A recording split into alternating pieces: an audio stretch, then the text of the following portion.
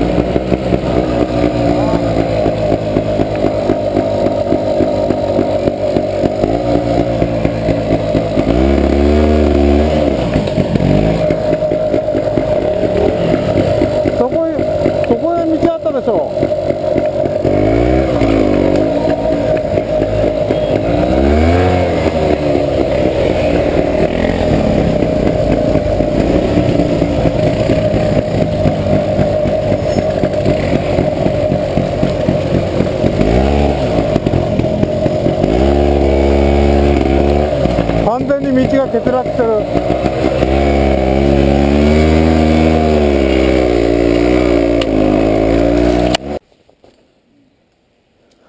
武田さん、ビデオ撮ってるからちょっと飛び込んで。いや、なんで？ここはちょっと危ない。ちょっとだったら大丈夫だよ。荒木、はい。こっからこの乗りをじゃだってジャンプしたらもう。無理無理。